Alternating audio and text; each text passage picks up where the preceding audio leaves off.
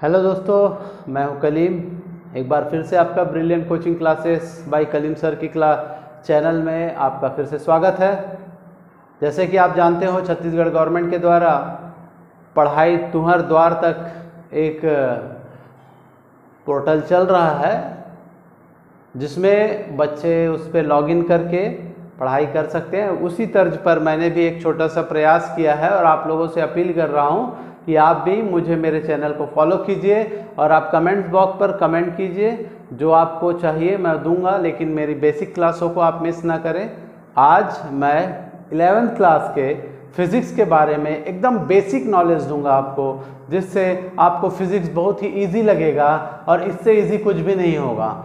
Actually science का जो 9th का जो पोर्शन होता है वो 11th को बहुत टच करता है। जैसे हम जानते हैं, वेग पढ़ा है आपने, वेग पढ़ा है, चाल पढ़ा है, दूरी पढ़ा है, विस्थापन पढ़ा है, त्वरण पढ़ा है। ये सभी चीज़ें, चाहे गति के नियम हैं, गति के समीकरण हैं, ये सभी चीज़ें हैं। आज मैं आपको मापन के बारे में भी बताऊंगा, छोटा सा इंट्रोडक्शन। उसके अंतर्गत जो विमा होती है, आप मात्रक को कैसे प्राप्त कर सकते हैं एक सामान्य सा सूत्र याद करके, उन छोटी छोटी बातों को। लेकिन मेरे क्लास को आप मिस ना करें। आप ज़रूर मेरे चैनल को सब्सक्राइब करें, लाइक करें, कमेंट बॉक्स पे जो ज़रूरत है वो कमेंट करें और अपने फ्रेंड्स को भी शेयर करें।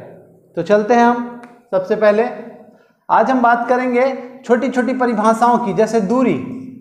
What do you mean about distance? क्या समझते हैं डिस्टेंस से?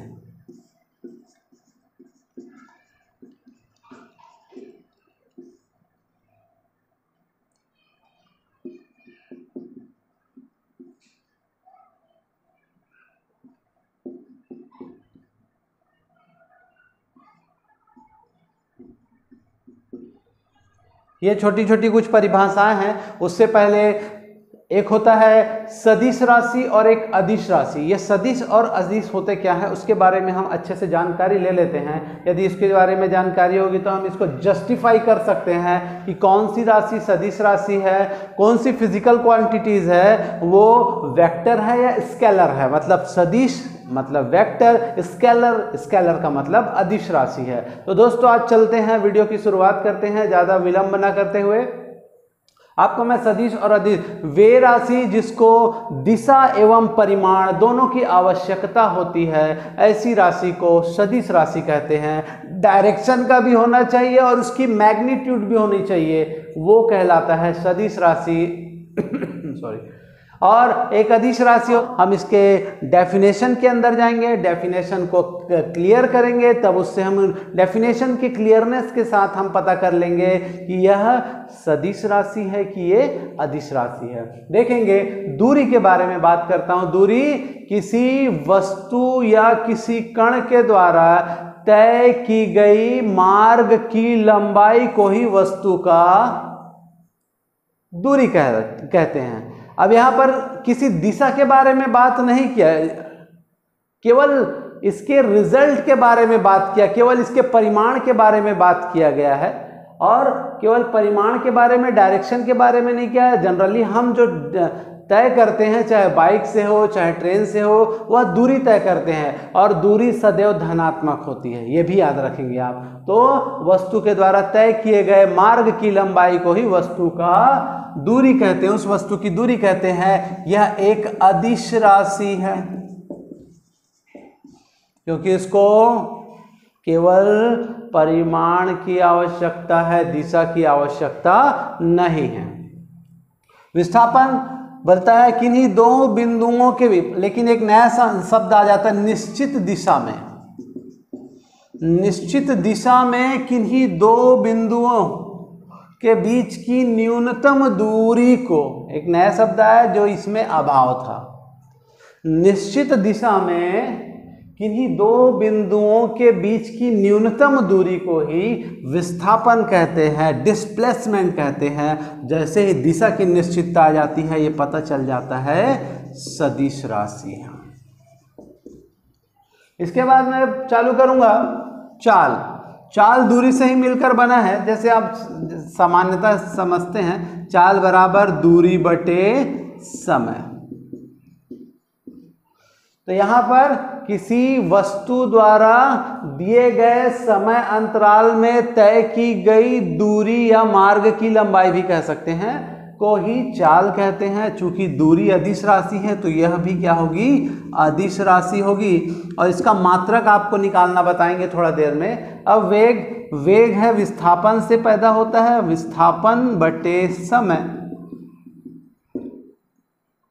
ऐसे ही कहते हैं मार्गांतर, जैसे कि हमने परिभाषा में देखा है। तो क्या कहा, विस्थापन बटे समय, अर्थात निश्चित दिशा एवं निश्चित समय में वस्तु के द्वारा तय किए गए विस्थापन को ही उस वस्तु का वेग कहते हैं। तो ये हो गई, चूंकि यह विस्थापन से बना है तो विस्थापन हमारा सदिश राशि था, तो ये भी वेक्टर क्वांटिटी होगी। ठीक है। उसके बाद आ जाते हैं त्वरण। त्वरण बनता है वेग से, तो वेग बटे समय। तो किसी वस्तु में जो वेग में जो परिवर्तन होता है या परिवर्तन की दर को, किसी वस्तु में वेग में परिवर्तन की दर को त्वरण कहते हैं। चूंकि त्वरण किससे मिलकर बना है, वेग से, और वेग कौन सी राशि है, सदिश। तो हमको पता चल गया यह भी एक सदिश राशि है। इसी प्रकार से हम आगे और चल सकते हैं। ये छोटा सा बेसिक है जो हम जिसे याद ना करना पड़े, जैसे कि हमने अदिश और सदिश के बारे में बताया, फिर आपको दूरी, फिर विस्थापन, फिर चाल, वेग, और आपको हमने बताया त्वरण के बारे में। ऐसे ही हम आपको चलेंगे लेकर मापन की तरफ। मापन क्या होता है, मापन दोस्तों, मापन के बारे में सबसे पहले बात करें तो मापन की आवश्यकता हुई क्यों। थोड़ा सा दिमाग लगा सकते हैं आप। जैसे हमारे शहरों में, हमारे गांवों में जैसे कुछ आता है, मान लिया जाए बहुत सारे ऊंट आ गए, तो हम उसमें एज कंपैरिजन करना चालू कर देते हैं कि नहीं वो वाला ऊंट बड़ा है उस ऊंट के अपेक्षा। घोड़े आ रहे हैं, या हमारे घरों में सांप निकलता है तो पूछ, अरे यार मेरे घर में सांप निकला था, कितना लंबा था, इतना लंबा था। तो एक अंदाजा बताते हैं, उसका एग्जैक्ट मेजरमेंट नहीं होता है। इसलिए किसी भौतिक राशियों के बारे में, वे भौतिक राशियां जिसके लिए जो एक उचित उसके स्टैंडर्ड माप की आवश्यकता होती है, उसे ही हम मापन कहते हैं। इसलिए मापन की आवश्यकता हुई। इसलिए मापन की जो मेन है, दो प्रकार के मात्रक होते हैं। एक होता है मूल मात्रक और एक होता है व्युत्पन्न मात्रक।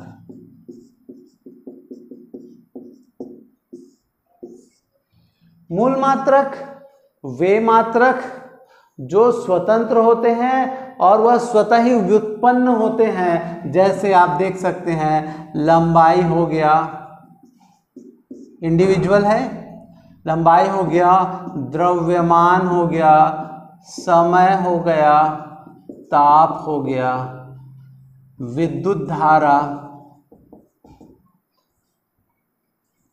पदार्थ की मात्रा और ज्योति तीव्रता।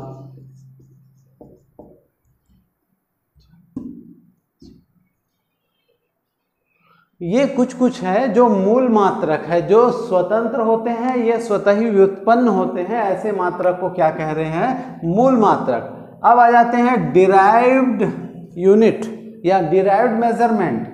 डिराइव्ड मेजरमेंट क्या कहलाते हैं, वे मात्रक होते हैं जो मूल मात्रकों से व्युत्पन्न होते हैं। ऐसे मात्रकों को व्युत्पन्न मात्रक। लेकिन व्युत्पन्न मात्रक जाने से पहले ये जो मूल मात्रक होते हैं, जिसको हमने लंबाई कहा, द्रव्यमान कहा, समय, ताप, विद्युत धारा,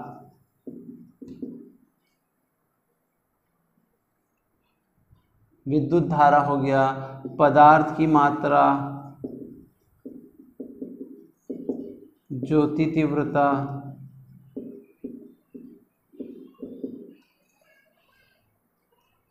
ये 7 मूल मात्रक हैं जिसका संकेत, और ये होते हैं मात्रक। संकेत लंबाई को L से रिप्रेजेंट करते हैं, द्रव्यमान को M से, समय को T से, टेम्परेचर ताप का केल्विन होता है, K से रिप्रेजेंट करते हैं, विद्युत धारा को एम्पियर से, पदार्थ की मात्रा मोल, और ज्योति तीव्रता को कैंडला तो CAD से। इसके मात्रक होते हैं, लंबाई को मीटर से मापते हैं, द्रव्यमान को किलोग्राम से मापते हैं, समय को सेकंड से मापते हैं, ताप को केल्विन से मापते हैं, केल्विन से इसको एम्पियर से, विद्युत धारा को एम्पियर से मापते हैं, पदार्थ की मात्रा को मोल, और ये होता है कैंडला। ये यदि हमको 7 मूल मात्रक याद होंगे तो निश्चित ही हम आसानी से इसके व्युत्पन्न मात्रकों को ज्ञात कर सकेंगे। मैं आपको एक ट्रिक दूंगा छोटा सा, आप देख पाएंगे यहाँ पर जो लंबाई है, लंबाई के बहुत सारे मायने होते हैं। लंबाई में लंबाई आ जाएगा, चौड़ाई आ जाएगा, ऊंचाई आ जाएगा, दूरी आ जाएगा, विस्थापन आ जाएगा। ये पांचों जो है लंबाई, चौड़ाई, ऊंचाई, दूरी, विस्थापन, ये सभी के मात्रक मीटर होंगे। आप इस बात को दिमाग में एकदम बैठा लीजिए। यदि ये बातें आपको समझ में आ जाती हैं तो निश्चित ही बाकी सभी चीजें सब, बाकी ये 7 मूल मात्रक याद रखिए। निश्चित ही मैं आपको व्युत्पन्न मात्रक निकालना सिखाऊंगा, तो आप देख लीजिए इसको और अच्छे से समझ लीजिए। अब चलेंगे व्युत्पन्न मात्रक। मैं इसको ना मिटाते हुए आपका बेनिफिट देने के लिए, व्युत्पन्न मात्रक वे मात्रक जो मूल मात्रकों से मिलकर बने होते हैं वे कहलाते हैं व्युत्पन्न मात्रक। तो देखिए ये 7 का प्रयोग करेंगे और हम एक नया मात्रक निकालेंगे, वो कहलाएगा व्युत्पन्न मात्रक। जैसे मैंने कह दिया, क्या कहा मैंने, यहाँ पर याद रखिएगा, लंबाई का मतलब लंबाई, चौड़ाई, ऊंचाई, दूरी, विस्थापन, ये सब कहा है, याद रखिएगा लंबाई का मायने। तो मैं चलता हूँ वेग के तरफ, वेग, ठीक है। देखिए वेग बराबर विस्थापन बटे समय, वेग, विस्थापन, तो विस्थापन को क्या से मापते हैं, मीटर, और समय को सेकेंड। तो इसका मात्रक क्या हो गया, मीटर, बटे रहता है उसको बोलते हैं प्रति सेकेंड। और निकाल सकते हैं हम, और व्युत्पन्न, इसके भी व्युत्पन्न, जैसे त्वरण, त्वरण बराबर क्या होता है, वेग बटे समय। बस आपको फॉर्मूले याद होने चाहिए। वेग, वेग क्या क्या मात्रक था भैया, मीटर बटे सेकंड, और समय का फिर से गुना में रहेगा सेकंड, तो 2 सेकंड है तो सेकंड का स्क्वायर हुआ, तो मीटर प्रति सेकंड का स्क्वायर। और नहीं रुकते और चलते हैं, बल के बारे में चले। बल बराबर होता है द्रव्यमान गुना त्वरण। तो द्रव्यमान का आप जानते हैं क्या होता है, किलोग्राम, तो हो गया किलोग्राम, और त्वरण का हमने पहले से निकाल लिया है मीटर प्रति सेकंड का स्क्वायर। तो दोस्तों यदि आपको ऐसे सूत्र याद होंगे और आपको मूल मात्रक के संकेत और इसके मात्रक याद होंगे तो आप निश्चित ही ये मापन के जो टॉपिक हैं इसको आसानी से एकदम से आप पानी की तरह समझ सकते हैं। और यही बेसिक है। बच्चा अगर यहाँ पर अटक जाता है तो उसको साल भर भौतिकी कठिन लगता है। तो आप इतने को अपडेट कीजिए। इसकी आगे की जानकारी मैं आपको नेक्स्ट वीडियो में दूंगा ताकि आप इसको प्रिपेयर कर लीजिए। तो प्लीज़ अंत में और बोलूँगा कि आप मेरे चैनल को सब्सक्राइब कीजिए और अपने फ्रेंड्स को भी शेयर कीजिए और ज़्यादा से ज़्यादा अपने दोस्तों को बताइए। तो तब तक के लिए धन्यवाद।